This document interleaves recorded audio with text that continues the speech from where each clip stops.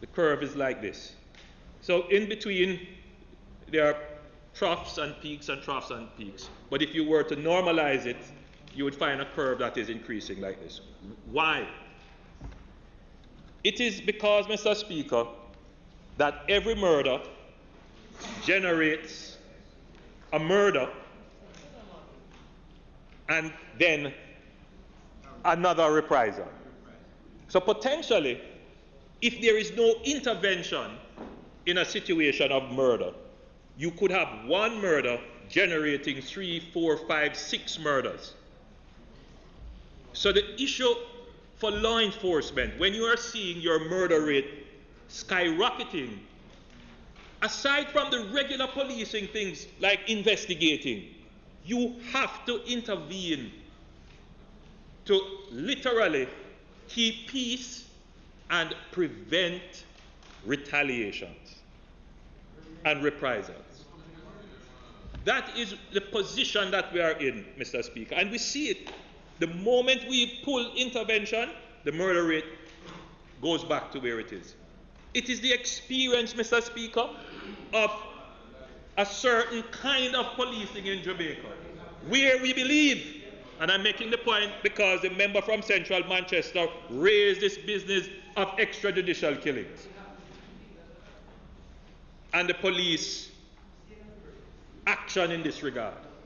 Mr. Speaker, extrajudicial killings do not solve the problem. If it is that we believe by taking out a Don, by wiping him out, that somehow the murder rate is going to go down. I didn't say you did. I said you raised the issue, so I'm making a point. Mr. Speaker, the point that has to be made is that the state cannot act like gangs themselves. And therefore, in the execution of the state of public emergency, we have not sought to kill anyone. But we have had even greater success in bringing down the murder rates. Now, this, as we have said before, and we say it again, is not a long-term solution. But it is a solution up until the point that you bring the murder rate down to a level where normal policing can operate. Let me put it another way. I'm going to say what that level is. Let me put it another way. The police, as it is, has to deal with traffic and public order. They have to deal with investigations. They have to deal with VIP protection. They have to deal with marine security, and you name it, all issues of security. What's the present establishment? 12, just under 14,000. Now, the force doesn't have more than about 2,000 investigators. 1,900 investigators. Now, you look at the number of crimes committed and murders and pair that with investigators, plus what has been backing up. And you start to see that the argument that investigate the crimes, that argument falls away when you start to look at the practical realities. The same challenge faces the courts, because you say, all right, bring them to the courts, but you look at the backlog of what the court has to deal with in order to deliver justice so that the deterrent effect can be had. We just simply can't do it because there's this massive backlog. So yes, these things have to be fixed. We have to get more investigators, but investigators are not shelf items. You don't just go into the supermarket and pick up an investigator. That investigator has to be trained over many years. So the strategy is, yes, we have to do things in parallel, but we cannot allow murders in particular to get out of control. Because the nature of a murder is that one murder begets 3, 4, 5, 6 murders if there are no interventions. And what we have learned is that the intervention cannot be to kill the murderer. So extrajudicial killing cannot be in any way sanctioned by this government or any other government. So the tool available to us is to acknowledge that we have an emergency. And to the point raised by the member from Central Manchester, nobody can argue that 183 murders per 100,000 is not an emergency. Nobody can argue that one. Right? When the regional average, the average for this region, which is the highest region in the world, is 16. 16. So let's go to 2018 again.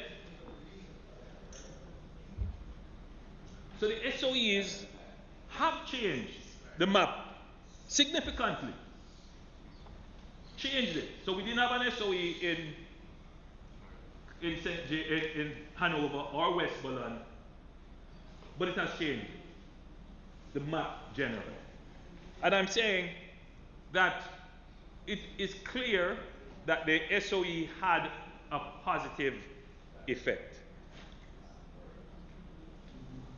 If we forward to after the SOE to 2019 now, 2019,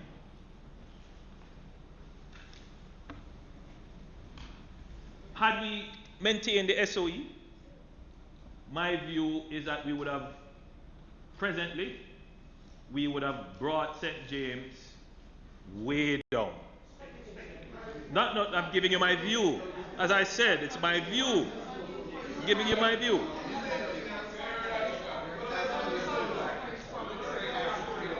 We would have controlled the Kingston. We would have kept Kingston. And what is clear with St. Catherine is that the SOE had a long-lasting impact. So St. James's problem was far greater. So the issue for us as Parliament, and I'm not, but you see, you're a member over here, decided to, unearth. But anyway, let's make the point very quickly. Mr. Speaker, where we are at now, I consider it to be a pivotal point. And the reason why I think it is important for this Parliament to act in concert on this matter is that the abrupt ending of the states of public emergency under the conditions that it ended, where we apparently were divided, sent the wrong signal to the criminals. They believe that the state was impaired. But I have news for the criminals. Mr. Speaker, my sworn duty as Prime Minister is to protect the lives of the people of Jamaica.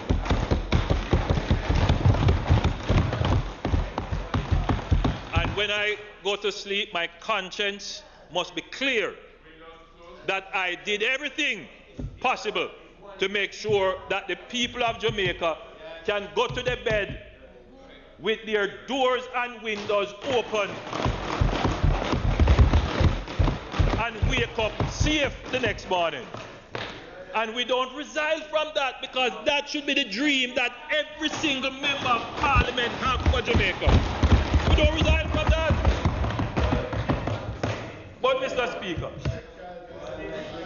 the member from Central Manchester pointed out in his speech, he said that we should have done this a long time ago. Words to that effect. You made a point which suggested that we should have done it long ago. Yes. when you say we, I'm suspecting you mean government should have done it long before. Yes, you did. These interventions. Yeah, man. And a truer point could not be made. No, you made it, but we won't argue about it. You can listen back. A truer point could not be made. Had we intervened, and I'm not saying with a SOE, but had we had some form of comprehensive intervention when we were at 800, take it, then we would have prevented crossing the 1,000. Right now, the strategy for the government is to push the murder rate down. Our target is to get to what is considered, and I hate to use it, normal in the region. 16 per 100,000. That is what we are pushing for. It's not going to happen. That's 500 murders overall. No, I didn't say that. I'm saying this is the general strategy of the government. That's what we want to get murders down. Now, what I'm saying, Mr. Speaker, and I can see members looking at it as laughable, but we have to set the target and work towards it. Now, I'm not saying, Mr. Speaker, that this is going to happen in 2 years or 3 years. This is more like a 10-year plan. It's a decade-long plan. And that is why, as you have mentioned, we are making these serious investments. We have moved from 2 to 20 billion. That is not an investment in the SOE. That is an investment in building a national security architecture that can adequately address the triple threat: guns, gangs, and guns. It is going to take, and we're not seeking to build, Mr. Speaker, an architecture or a machinery that only this government can implement. It must be the architecture that any government can go in the driver's seat and just hold the steering, and you get to your destination. That is what we are building. So, Mr. Speaker, I think this is a very useful debate for the country to pay attention to and to get information. I now put it to the House for its favorable consideration and vote. May it please you, Mr. Speaker.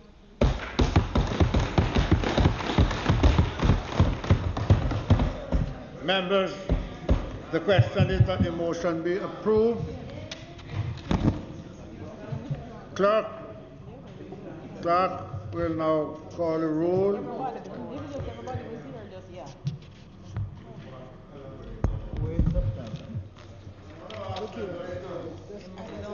I ask members to listen keenly to their name.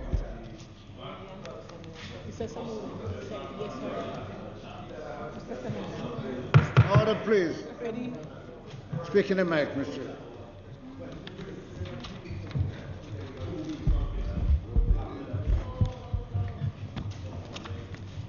Mr. Arscott, Mr. Azan, Mr. Bartlett, Mr. Brown, Dr. Brownberg,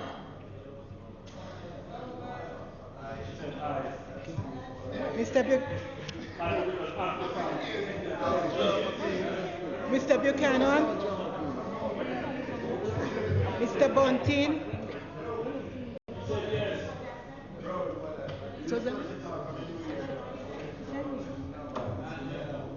Order, please. Dr. Campbell, Mr. Campbell, Dr. Chan, Mr. Chuck, Mr. Clark, Dr. Clark, Mrs. Cuthbert Flynn, Miss Daly, Mr. Daly, Mr. Daly,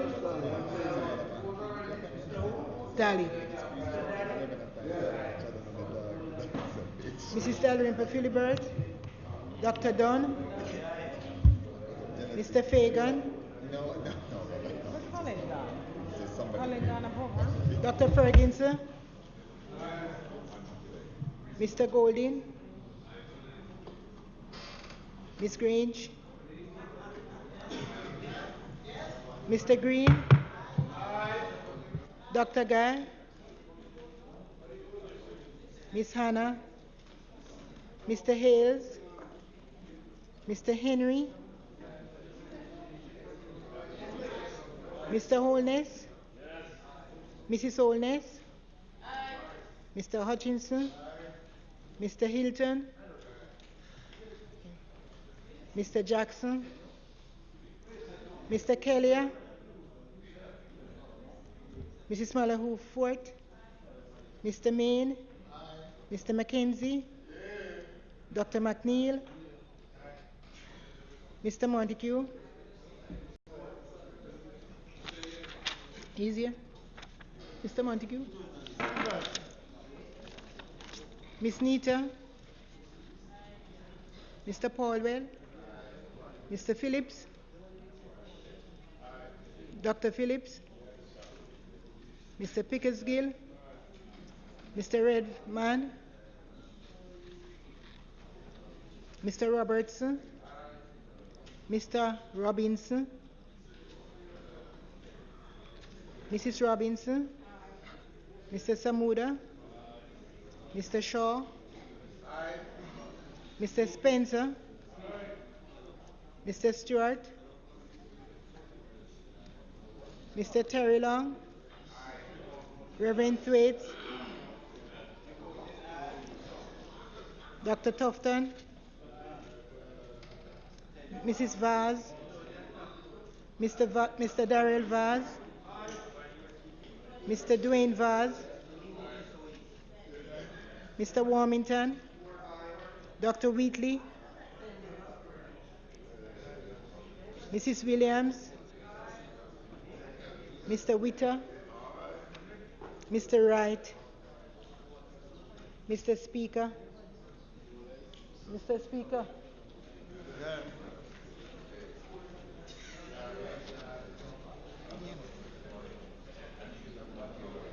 how much you have here? 1, 2, 3, 4, 5, 6, 7, 8, 9, 10, 11, 12, 13, 14, 15, 16, 17, 18, 19.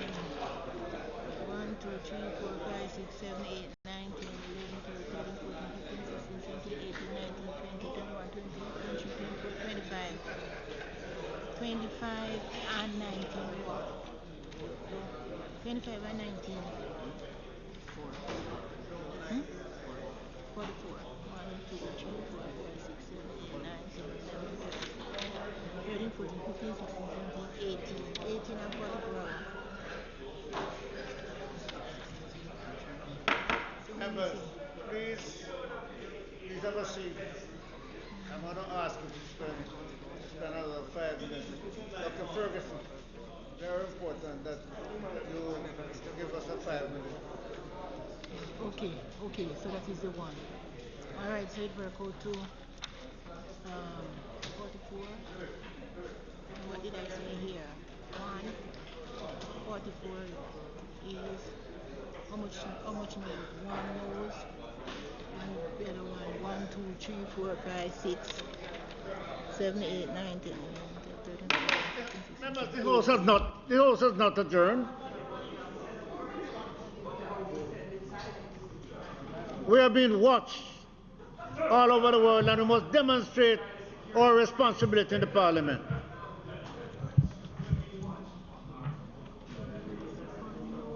The pass. 41.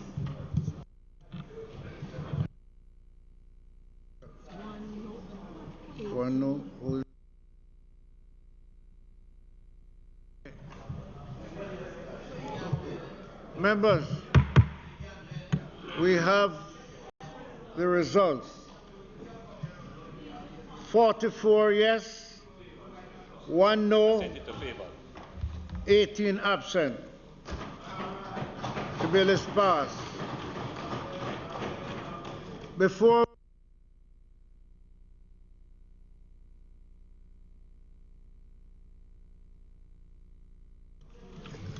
it's the responsibility of members to protect not only those who elect us, but those who represent. And it is important that the standing orders be recognized when things are said about people who are not here to defend themselves. It's not right. Mr. Bunting's statement, I'm going to read to you. I'm going to read it.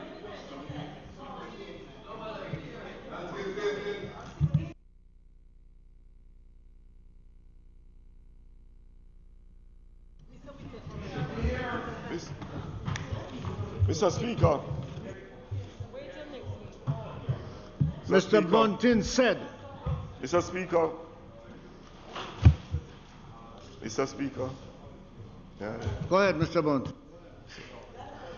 Be it resolved that the report of the Ethics Committee of the House of Representatives and its deliberation and the motion for exemption brought on behalf of the Member of Parliament for Westmoreland Western, which was laid on the table of the House on the 15th day of January 2019, be approved.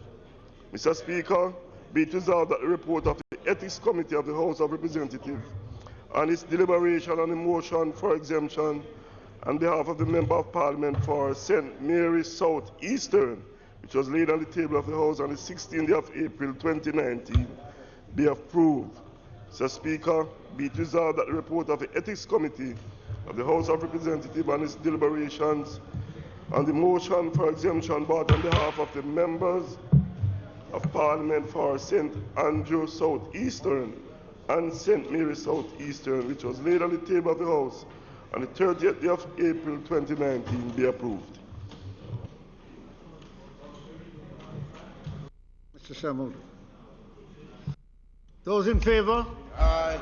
Those against? Ayes have it. Speaker, it is not intended to do any further business today, so I ask you to adjourn this Honorable House until next Tuesday at 2 p.m. No, I must announce that we have been requested, and and I believe you are in agreement with us meeting at 1 o'clock. And the purpose of that meeting at 1 o'clock is to have a presentation made to this Honorable House by the persons who were successful in the design for the new Parliament. And that will be here, the UDC and the architects and everybody will be here to make a presentation to the House. So we are asking members to come at 1 o'clock to allow that to take place. That's number one. Number two, we will advise during the course of the week so that we are all aware of it. Number two is that the Minister of Health has been good enough to provide each member with a package inside the office there to deal with the home garden, health, and yes, wellness week. Where is it? In the conference room. So everyone leaving can just pass by there and collect their package. With that, Mr. Speaker, I ask you to adjourn this Honorable House until next week at 1 o'clock, to convene at 1 o'clock for the meeting of the House at 2. The motion is that the House be now adjourned until next week, Tuesday the 14th, and members have been asked to come at 1. The House will resume at 2 o'clock. Those in favor?